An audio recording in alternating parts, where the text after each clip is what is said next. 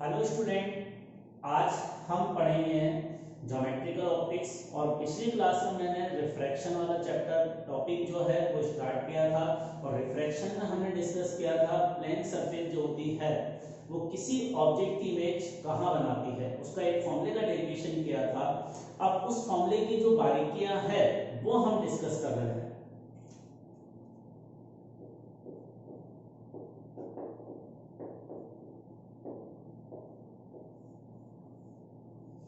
ये plane surface से refraction का फॉर्मूला है।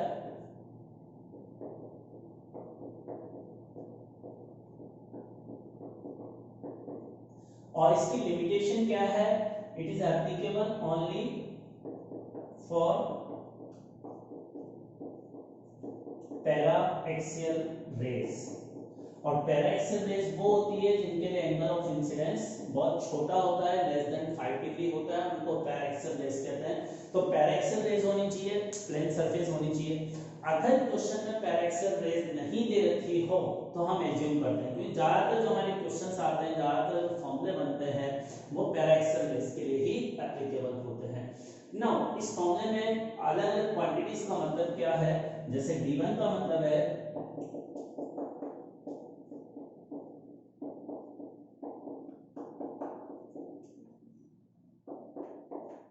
d1 का मतलब है distance of object from plane surface, and d2 का मतलब है distance of image from plane surface. d1 d2 का मतलब यह है कि ओरिजिनल जो ऑब्जेक्ट रखा हुआ है, और d2 का मतलब जो ऑब्जर्वर को दिखाई देगा। ऑब्जर्वर को जो चीज दिखाई देती है उसको हम इमेज बोलते हैं। तो d1 d2 ये है, और d1 d2 हमेशा प्लेन सरफेस के सेम साइड ही होंगे। इसका मतलब ये जैसे प्लेन सरफेस है, अगर ऑब्जेक्ट नीचे रखा हुआ है ना, तो ये प्लेन सरफेस जिससे लाइट का रिफ्रैक्शन होगा। अब ऑब्जेक्ट की ये डिस्टेंस d1 है, तो इमेज जो बनेगी, इमेज भी इस प्लेन सरफेस के, अगर ऑब्जेक्ट नीचे है ना तो इमेज भी नीचे बनेगी। तो इमेज की डिस्टेंस यहां कहीं ये आई और ये d2 है।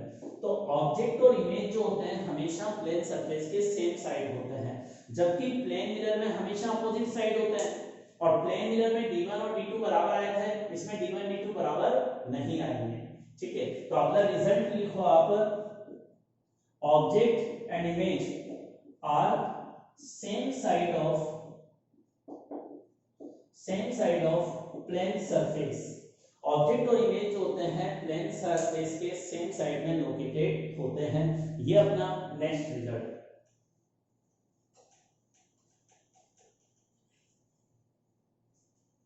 ठीक है, अच्छा एक और चीज, ऑब्जेक्ट और इमेज दोनों सेम नेचर के नहीं हो सकते, दोनों रियल नहीं हो सकते, दोनों वर्चुअल नहीं हो सकते। मतलब रियल ऑब्जेक्ट की वर्चुअल इमेज बनेगी और वर्चुअल की रियल, जैसा प्लेन मिरर में था। ये रिजल्ट प्लेन मिरर जैसा है। Object and image are not same in nature, दोनों की नेचर सेम नहीं हो सकती। मतलब रियल ऑब्जेक्ट की, ये प्लेन मिरर रियल ऑब्जेक्ट की हमेशा कैसी इमेज बनाएगा? वर्चुअल। रियल की रियल इमेज नहीं बना सकता। इसी तरह से अगर हमारे पास वर्चुअल ऑब्जेक्ट होगा तो उसकी रियल इमेज प्लेन सरफेस बनाएगी। तो ये प्लेन सरफेस के बारे में कुछ पॉइंट। इसके अलावा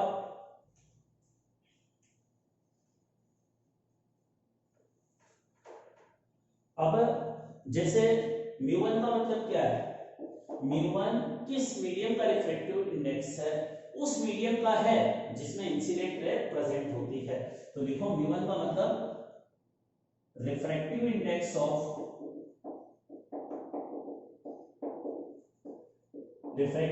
ऑफ इंसिडेंट रे मीडियम, जिस मीडियम के अंदर इंसिडेंट रे प्रेजेंट है उसका रिफ्रैक्टिव इंडेक्स है। और म्यू2 का मतलब है रिफ्रैक्टिव इंडेक्स ऑफ रिफ्रैक्टेड रे मीडियम, ये इसका मतलब है। अब देखो इसको थोड़ा सा डिटेल में समझते हैं।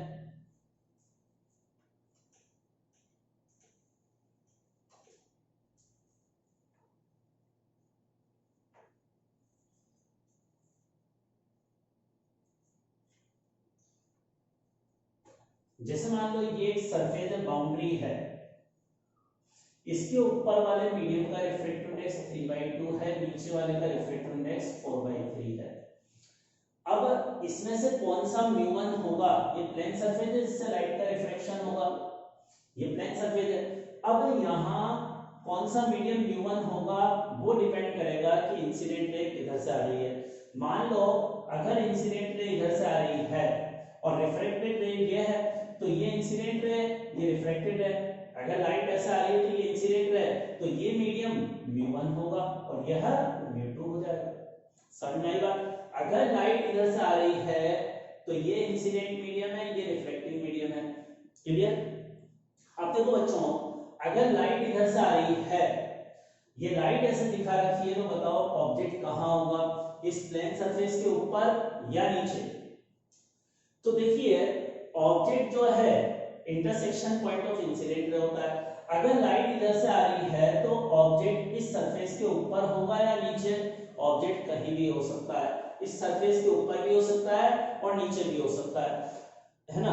अब अगर ऑब्जेक्ट इस सरफेस के, लाइट अगर ऐसे आ रही है ये हमें पता है, और ऑब्जेक्ट अगर ऊपर है तो ऑब्जेक्ट तो intersection point of incident ray होता है ना। इंसिडेंट रे यहाँ है और इसी रीजन में ऑब्जेक्ट है, तो इसका मतलब वहां पर एक्चुअल ऑब्जेक्ट है, रियल ऑब्जेक्ट है, तो यहाँ रियल ऑब्जेक्ट होगा। और अगर ऑब्जेक्ट इस रीजन में होता है तो इस रीजन में तो इंसिडेंट रे है ही, तो इसका मतलब इंसिडेंट रे का एक्सटेंशन ही आएगा इसमें, तो इसमें ऑब्जेक्ट अगर होगा तो कैसा होगा? वर्चुअल ऑब्जेक्ट होगा। ठीक है, तो अगर लाइट ऐसे आ रही है और हमारे पास ऑब्जेक्ट रियल है तो that should be upper side of the this one, तो ये रियल ऑब्जेक्ट और यह वर्चुअल ऑब्जेक्ट।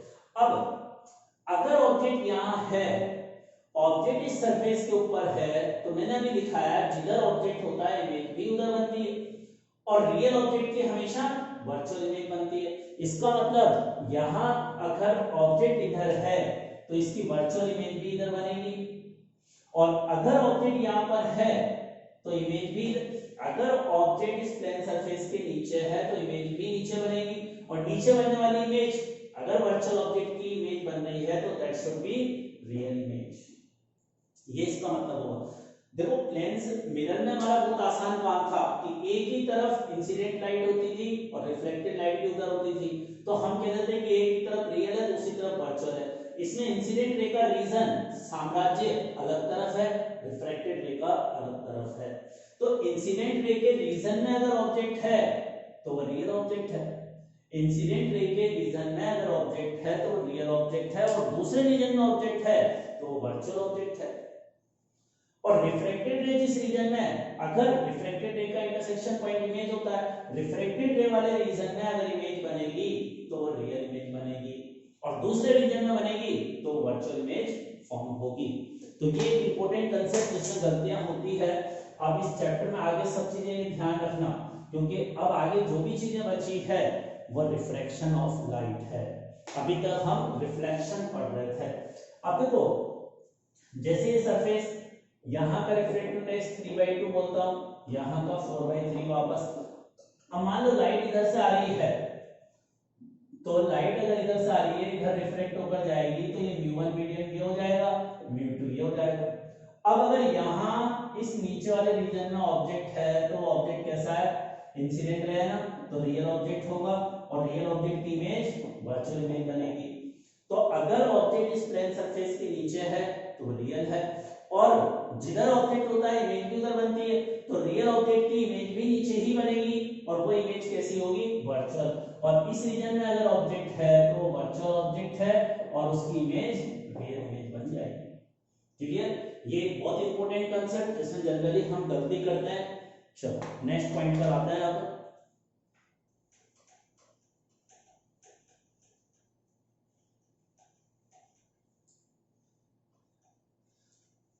अब देखो फॉर्मूला हमने समझ लिया, और दो तीन चीजें डिस्कस करते हैं। d2 बराबर हमारे पास फॉर्मूला था d1 into mu2 upon mu1, यही था ना फॉर्मूला।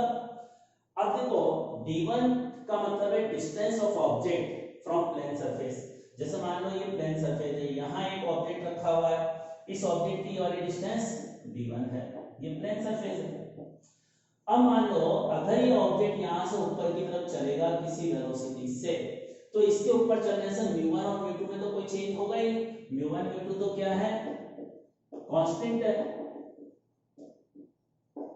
लेकिन इसके ऊपर चलने से d1 चेंज होगा,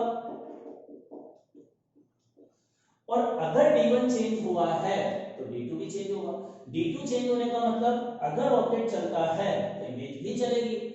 तो हमें बताना है ऑब्जेक्ट की वेलोसिटी अगर दे रखी है तो इमेज की वेलोसिटी क्या होगी। मतलब we want to calculate the relation between object velocity and image velocity. अब ऑब्जेक्ट की वेलोसिटी और इमेज की वेलोसिटी में रिलेशन निकालने के लिए हम इस इक्वेशन को टाइम के रेस्पेक्ट में डिफरेंशिएट कर दें। तो differentiate equation with respect to time. अब इसको टाइम के रेस्पेक्ट में डिफरेंशिएशन करूंगा, ये डिस्टेंस है, डिस्टेंस का डिफरेंशिएशन टाइम के रेस्पेक्ट में वेलोसिटी के बराबर होता है। लेकिन ये डिस्टेंस किसकी है, ऑब्जेक्ट की, तो इसका डिफरेंशिएशन ऑब्जेक्ट की वेलोसिटी के बराबर होगा। इसका डिफरेंशिएशन किसके बराबर होगा, ऑब्जेक्ट की वेलोसिटी के बराबर। इसका मतलब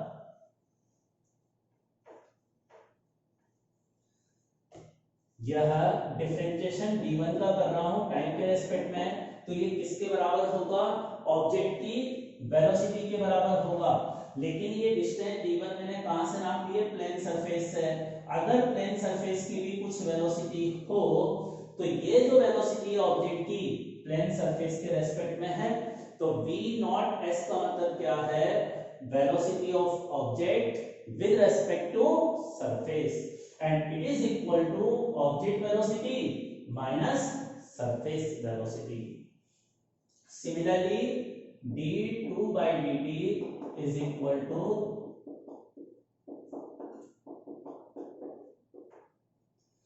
now इसको हम ये लिख सकते हैं velocity of image with respect to surface is equal to velocity of object with respect to surface into mu2 upon v1। तो वेलोसिटी में हमारे पास रिलेशन ये आ गया, तो वेलोसिटी में रिलेशन का फॉर्मूला ये हो गया। और जनरली प्लेन सरफेस की वेलोसिटी जीरो होती है। अगर सरफेस की वेलोसिटी जीरो हो तो इस फॉर्मूले को हम ऐसे लिख सकते हैं, वेलोसिटी ऑफ इमेज बराबर object into mu2 upon v1। लेकिन ये तब जब सरफेस की वेलोसिटी जीरो हो, स्पेशल केस।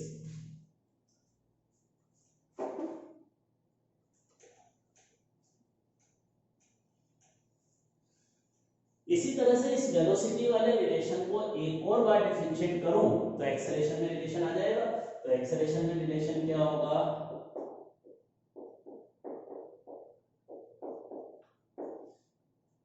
यह if acceleration of surface is zero, generally zero होता है, तो दिस इज रिलेशन इज, ये रिलेशन आ जाएगा। क्लियर।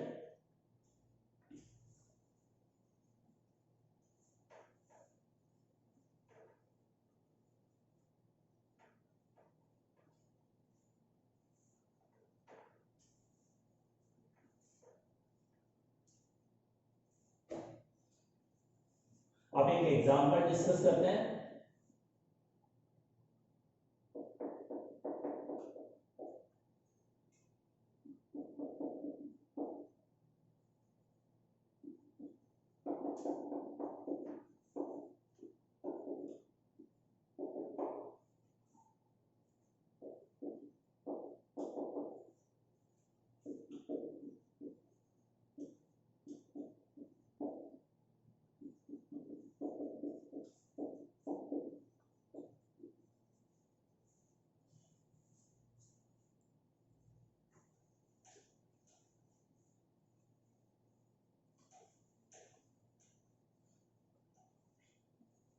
अब देखो अगला क्वेश्चन ये है, ये एक एयर वाटर को सेपरेट करने वाली प्लेन सरफेस है। इसके ऊपर एयर है, नीचे पानी है, पानी के अंदर एक फिश है और पानी का रिफ्रैक्टिव इंडेक्स 4/3। अब हवा में एक पत्थर गिर रहा है, जैसे पेन है इसको मैंने फ्री फॉल कर दिया तो ऐसे नीचे आया। अब ये पेन अगर ऐसे नीचे आएगा तो अर्थ के जी के कारण इस स्टोन का एक्सेलरेशन नीचे की तरफ जी के बराबर होगा। अब ये पत्थर नीचे की तरफ आ रहा है और इसको एक फिश देख रही है जो पानी के अंदर है, पानी के अंदर वाली फिश इसको देख रही है, तो फिश को ये पत्थर तो दिखाई देगा नहीं, इसकी इमेज दिखाई देगी। तो हमें उस इमेज का एक्सेलेरेशन बताना है क्या होगा। तो अब इमेज का एक्सेलेरेशन निकालने के लिए हम क्या करेंगे, देखो इस क्वेश्चन में हमारा ऑब्जेक्ट कौन सा है, स्टोन है, और ऑब्जर्वर जो है वो कौन है, ऑब्जर्वर है फिश।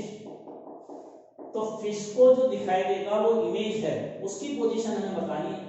तो देखो ऑब्जेक्ट में से लाइट निकलती है, स्टोन रियल ऑब्जेक्ट है, अब इसमें से लाइट ऐसे निकलेगी और रिफ्रैक्शन के बाद इस फिश की आई में ऐसे आएगी, तो ये म्यू1 मीडियम, ये म्यू2 मीडियम, क्योंकि लाइट ऐसे आ रही है तो ये इंसिडेंट रे है, ये रिफ्रैक्टिंग रे है।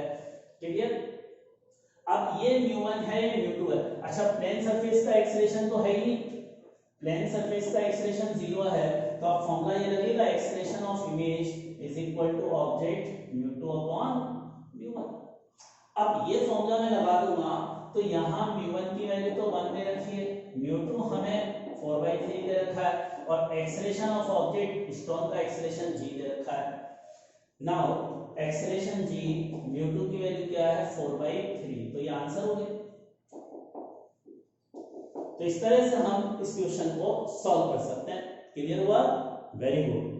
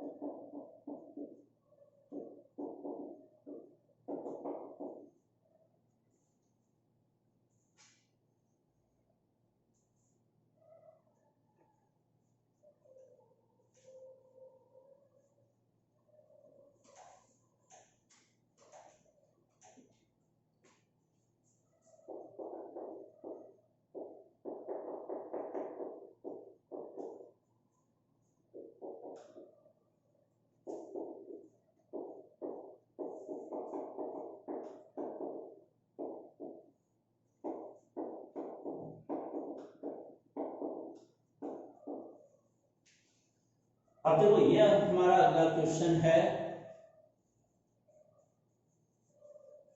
मुझे अगले क्वेश्चन में ये एयर और वाटर को सेपरेट करने वाली सरफेस है प्लेन सरफेस, और इस प्लेन सरफेस से हवा में 36 सेंटीमीटर डिस्टेंस पर एक बर्ड है, और इस सरफेस से 36 सेंटीमीटर नीचे एक फिश है पानी के अंदर।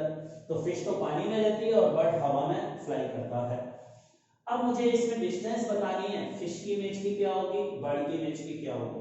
तो पहला क्वेश्चन जब सॉल्व करूंगा, पहला पार्ट, तो इसमें ऑब्जेक्ट कौन सा है, फिश की इमेज निकालनी है, तो फिश ऑब्जेक्ट है। तो पहले पार्ट में ऑब्जेक्ट तो कौन है, फिश है, और ऑब्जर्वर फिश को देखेगा कौन, बर्ड। तो जो ऑब्जर्वर है वो बर्ड है। अब अगर ऐसा है तो फिश तो ओरिजिनल है, तो ये रियल ऑब्जेक्ट है। अब इस रियल ऑब्जेक्ट में से लाइट ऐसे निकलेगी और रिफ्रैक्शन होने के बाद ऐसे उसकी आंख में एंटर करेगी, तो ये म्यू1 मीडियम हो गया, ये म्यू2 हो गया। अब म्यू1 का रिफ्रैक्टिव इंडेक्स हमारे पास है 4/3, म्यू2 का है 1, और d1 36 है, और d2 हमें निकालना है। ये हमारा क्वेश्चन। अब उस फॉर्मूले में वैल्यू रखकर हम आंसर कैलकुलेट कर लेते हैं।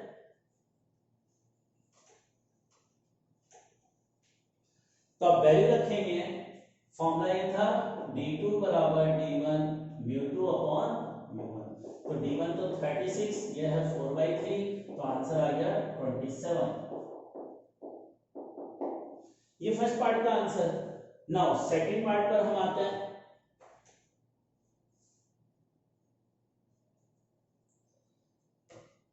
अब सेकंड पार्ट में जो इमेज ऑफ बर्ड निकालना है, तो बर्ड को ऑब्जेक्ट मानूंगा ना, तो सेकंड पार्ट के लिए ऑब्जेक्ट क्या है, बर्ड है, और ऑब्जर्वर जो है फिश है। अब देखो इसका मतलब बर्ड रियल है, तो बर्ड में से लाइट निकलेगी। तो मुझे अच्छा एक और चीज, इस डायग्राम में अगर बताऊं ये फिश की इमेज बनी 27 पर पानी की सरफेस से, और मैंने आपको कहा था ऑब्जेक्ट और इमेज सेम साइड होती है। अगर इस बर्ड फिश को मैं ऑब्जेक्ट मान रहा हूं तो इसकी इमेज भी इस पानी की सरफेस के नीचे ही बनेगी और यहाँ कहीं बनेगी एफ डैश, इमेज जो बनेगी यहाँ बनेगी, और ये डिस्टेंस कितनी होगी 27। तो जो फिश है उसकी इमेज यहाँ बनी एफ डैश और इसकी पानी की सरफेस से डिस्टेंस है 27 के बराबर। क्लियर हुआ? अब अगले पार्ट में हम बर्ड की इमेज देखते हैं। तो हम बर्ड को इमेज बताना है तो बर्ड को हम ऑब्जेक्ट मानेंगे और इस ऑब्जेक्ट में से लाइट ऐसे निकलकर रिफ्रैक्शन के बाद से जाएगी। तो अगर हम ये वाली लाइट कंसीडर कर रहे हैं तो ये μ1 होगा, ये μ2 होगा। तो अब μ1 μ2 की वैल्यू रखें यहां, तो μ1 की वैल्यू तो होगी 1, μ2 की वैल्यू होगी 4/3 और d1 कितना है 36, d2 हमें निकालना है। अब यही वाले फॉर्मूले में वैल्यू रखेंगे तो d2 बराबर d1 तो 36 और ये हो जाएगा μ2 ऊपर लिखना है ना 4/3, तो कितना आ गया है, कितना हुआ है 12 into 4 48 आंसर हो गया। अब देखो 48 आंसर होने का मतलब क्या है, ये बर्ड जो है ये ऑब्जेक्ट है, ये ऑब्जेक्ट अगर इस प्लेन सरफेस के ऊपर है तो इसकी इमेज भी प्लेन सरफेस के ऊपर होगी और यहां से 48, तो यहां से 48 का मतलब यहां हो गया।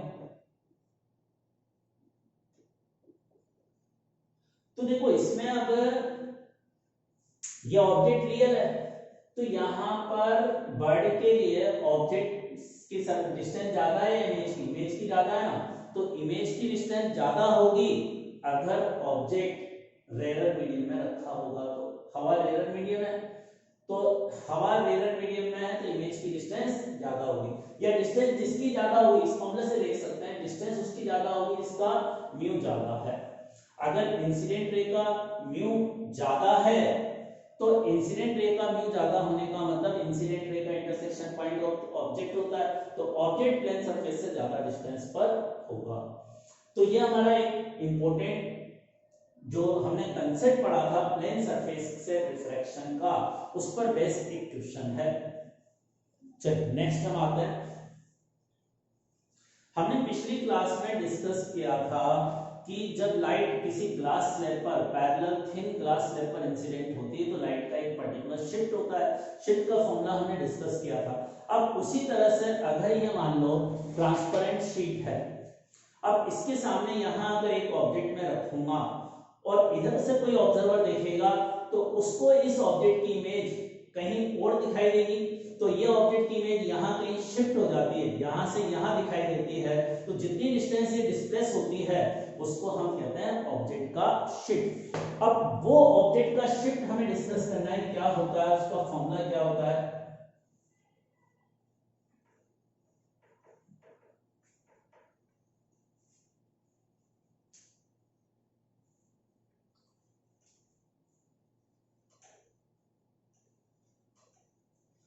इसको आप ऐसे समझो, हमारे घरों में जो खिड़कियां होती है उसमें ग्लास शीट लगी रहती है खिड़कियों में, और ग्लास शीट को ही हम डिस्कस कर रहे हैं। अब मान लो हमारे घर के बाहर एक पेड़ है, उसको हम ग्लास शीट के थ्रू कमरे के अंदर से देख रहे हैं, तो पेड़ में से निकलने वाली लाइट जब ग्लास शीट से क्रॉस करके हमारी आई में आएगी तो हमें पेड़ नहीं दिखाई देता, उसकी इमेज दिखाई देती है, और वो इमेज जहां पेड़ है उससे थोड़ा नजदीक दिखाई देगी। हालांकि वो डिस्टेंस में डिस्प्लेसमेंट इतना कम होता है कि हमें रियल लाइफ में ऑब्जर्व नहीं होता, लेकिन ओरिजिनली जहां ऑब्जेक्ट है उससे पास हमें दिखाई देता है।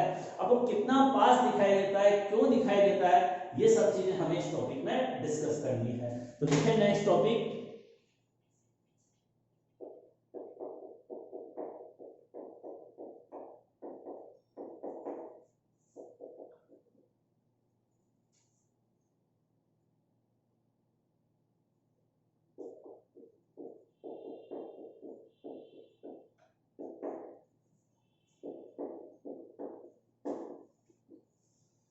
तो अगला टॉपिक ये है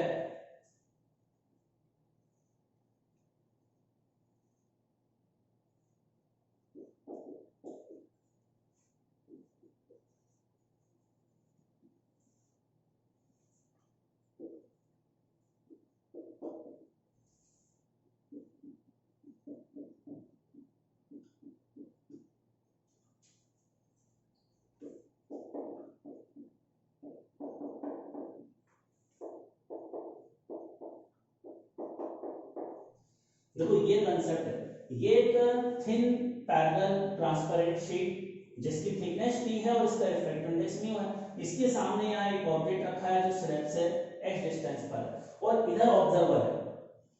अब ऑब्जेक्ट की हवा में इस स्लैब के दोनों तरफ एयर है, जनरली ये होता है, ये हमारी जो शीट है खिड़की है, इसके इधर भी हवा इसके इधर भी हवा, तो जनरली ये केस होता है जो हम डिस्कस कर रहे हैं। अब यहाँ से इस ऑब्जेक्ट से लाइट निकलेगी, यहां से यहां जाएगी और फिर इस ऑब्जर्वर की आई में एंटर करेगी। तो बताओ लाइट का यहां से निकलकर इसकी आंख तक पहुंचने में कितनी बार रिफ्रैक्शन होगा? 2 बार। तो 2 बार रिफ्रैक्शन होगा, एक बार हवा से स्लैब में एंटर करेगी तो एंटर करते समय रिफ्रैक्शन, फिर यहां से दूसरी तरफ से बाहर निकलेगी तो 2 बार रिफ्रैक्शन होगा। तो हमें 2 बार ये वाला फॉर्मूला अप्लाई करना होगा, कौन सा? d2 बराबर d1 v1 अपॉन v2, नहीं सॉरी v2 अपॉन v1। ये प्लेन सरफेस है ना, ये फॉर्मूला प्लेन सरफेस के लिए एप्लीकेबल है, ये भी प्लेन सरफेस है और मान के चलेंगे सारी रेस पैरेलल रेस है इमेज फॉर्मेशन के लिए। तो हम ये एक बार रिफ्रैक्शन होता है तो इमेज की पोजीशन बताने के लिए, यहाँ 2 बार हो रहा है तो ये डायरेक्ट फॉर्मूला यूज नहीं कर सकते हम, हमें 2 बार ये फॉर्मूला इन 2 सरफेसेस पर लगाकर आंसर निकालना होगा। तो ये AB सरफेस, यह CD सरफेस, ठीक है। अब सबसे पहले इस वाली AB सरफेस पर लगाऊं, यहां से लाइट आएगी, यहां से ऐसे जाएगी तो एक बार रिफ्रैक्शन यहां पर होगा। अब यहां रिफ्रैक्शन निकाल रहा हूं, इस AB सरफेस के लिए रिफ्रैक्शन निकाल रहा हूं तो AB सरफेस के लिए μ1 है μ2 है, आएगा समझ। तो AB सरफेस के लिए फॉर्मूला लगाऊंगा तो AB के लिए μ1 तो क्या लिखूंगा 1 और μ2 लिखूंगा μ के बराबर, और d1 होगा x और d2 मुझे निकालना है। अब ये सारी वैल्यूज इसमें रखकर d2 आ जाएगा, तो d2 कितना आया? d1 x है और ये म्यू x आया। तो जो, और मैंने आपको बताया था ऑब्जेक्ट अगर प्लेन सरफेस के इधर है तो इमेज भी इधर बनेगी और कितनी डिस्टेंस म्यू x, तो यहां कहीं इमेज बनेगी I1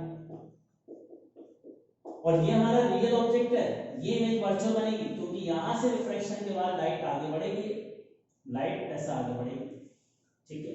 इसको पीछे एक्सटेंड करने पर यहां नजर आएगा।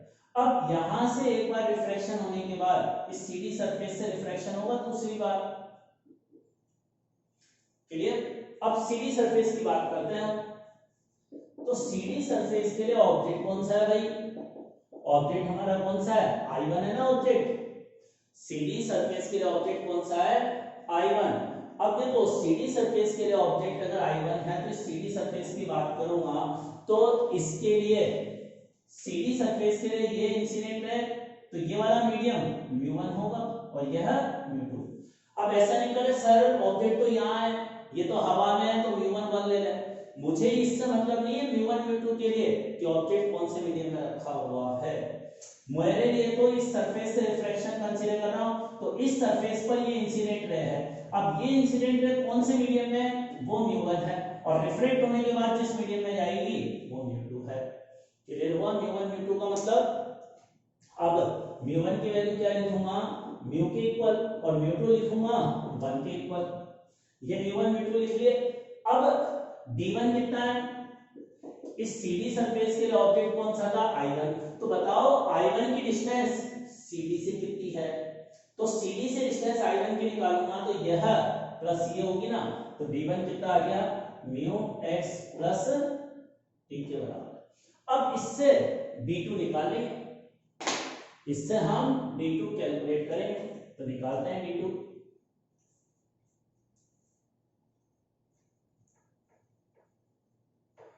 अब देखो, अब ये d2 डिस्टेंस कितनी आएगी? d1 की वैल्यू रखे हैं mu x plus t into, ऊपर म्यू2 आता है तो 1 है, नीचे म्यू आता है यह, तो अब ये कितना हो जाएगा? x plus t by mu. अब यहां इमेज बनेगी ना, और x plus t by mu छोटा होगा x प्लस t से, होगा नहीं होगा? x प्लस t से छोटा होगा, और यहां इस ऑब्जेक्ट की ये वाली डिस्टेंस कितनी है?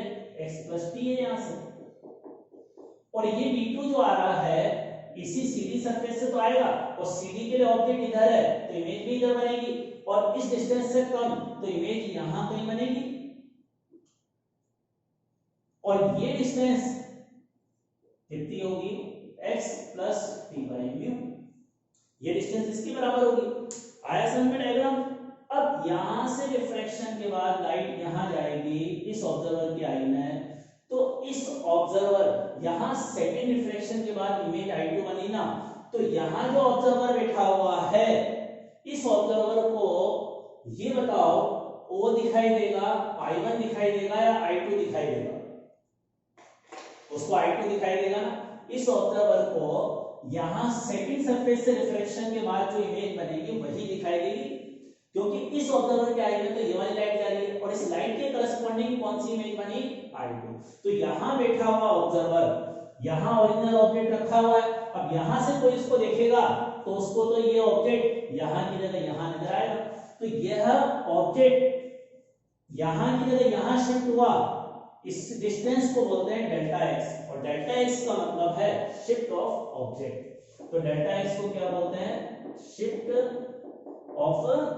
ऑब्जेक्ट, इस डेल्टा एक्स को बोलते हैं शिफ्ट ऑफ ऑब्जेक्ट। अब ये डिस्टेंस कैसे निकालूंगा, इसमें से इसको माइनस कर दो, तो x प्लस टी में से माइनस करा x plus T by mu को, अब x से x कट गया तो क्या आ गया answer, t1 minus 1 upon mu, ये डेल्टा x का फॉर्मूला हो गया। कर लो इसको, ये डेल्टा x का हमारा फॉर्मूला है।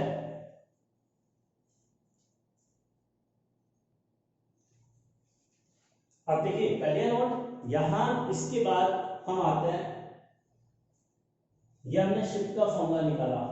अब देखो जैसे मैं कह रहा हूं, मेरा यहां जो ऑब्जर्वर है इस ऑब्जर्वर को तो क्या दिखाई देगा, I2 दिखाई देगा। अगर एक ऑब्जर्वर मैं इस ग्लास स्लैब के अंदर कंसीडर करूं तो उसको क्या दिखाई देगा, उसको I1 दिखाई देगा, क्योंकि इसकी आई में लाइट ये वाली जाएगी और इसके करस्पॉन्डिंग इमेज यहां बनी है। तो ऑब्जर्वर 2 को तो जैसे ऑब्जर्वर 1 है उसको तो मैं कह रहा हूं I2 दिखाई देगा, ऑब्जर्वर 2 को I1 दिखाई देगा, और अगर एक ऑब्जर्वर यहां हो 3 तो उसको क्या दिखाई देगा, उसकी आंख में तो इससे निकलने वाली लाइट सीधी जाएगी ना, उसके लिए तो कोई रिफ्लेक्शन नहीं हो रहा, तो उसको I1 I2 नहीं दिखाई देंगे, इस थर्ड नंबर वाले ऑब्जर्वर को केवल O दिखाई देगा। तो मेन कंसेप्ट चीजों को सीखना है हमें, लाइट का मतलब क्या होता है वो ये है। तो इस तरह से हम शिफ्ट का फॉर्मूला निकालेंगे। अब देखो इसमें यहां ये जो आंसर आ रहा है ना, इंडिपेंडेंट फ्रॉम x आ रहा है, यह आंसर x से इंडिपेंडेंट आ रहा है, मतलब यहां जैसे है ये ग्लास स्लैब मेरे यहां रखी है, इसके सामने यहां ऑब्जेक्ट रखूं, इमेज यहां से ऑब्जर्वर देखेगा, तो अगर मान लो ये शिफ्ट 1 सेंटीमीटर आता है ना, तो ये शिफ्ट इस ऑब्जेक्ट और इस ग्लास स्लैब के बीच की डिस्टेंस से पे डिपेंड नहीं कर रहा, तो ये डिस्टेंस पर डिपेंड नहीं करता। एक रिजल्ट हमारा ये आता है ऑब्जेक्ट और इमेज के बीच का शिफ्ट। अब इसको हमें याद कैसे रखना है, अच्छा एक और चीज देखो, मेरे पास यहां जो ऑब्जेक्ट था कैसा था, रियल ऑब्जेक्ट था, यह ऑब्जेक्ट कैसा था, रियल ऑब्जेक्ट।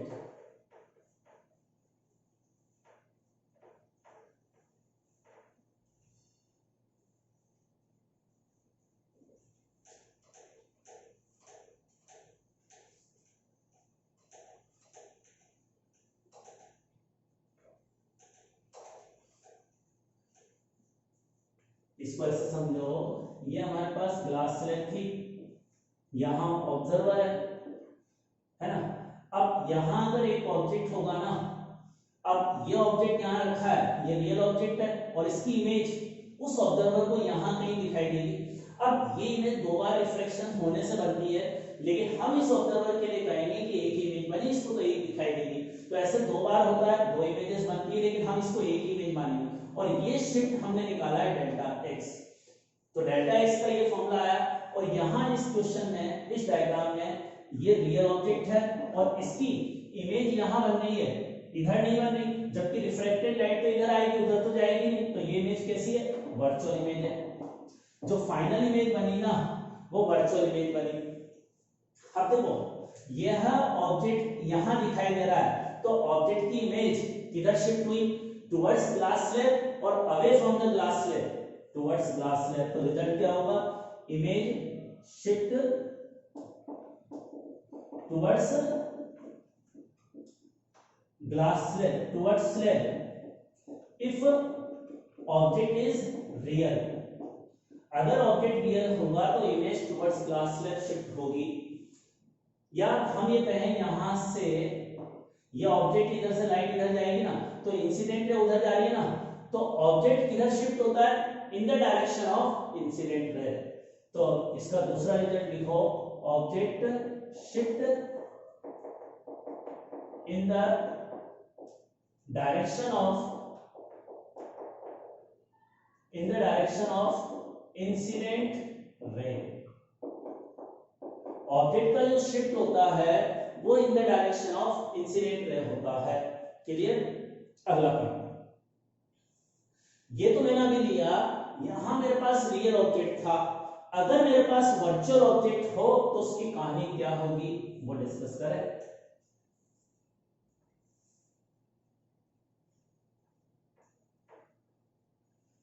अब देखो यहां जैसे ये ग्लास है, क्लियर, अब यहां से लाइट इस पर ऐसे इंसिडेंट हो,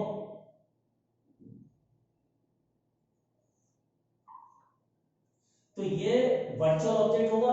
इंसिडेंट रे का इंटरसेक्शन पॉइंट ऑब्जेक्ट होता है, तो यहां ऑब्जेक्ट है और इधर ऑब्जर्वर भी इधर है। अब यहां से लाइट ऐसे आ रही है तो रिफ्रैक्शन के बाद ये लाइट ऐसे, यहां से आने वाली जो लाइट है रिफ्रैक्शन के बाद यहां मिलती है फाइनली, तो इस ऑब्जर्वर को ये आई दिखाई देगा।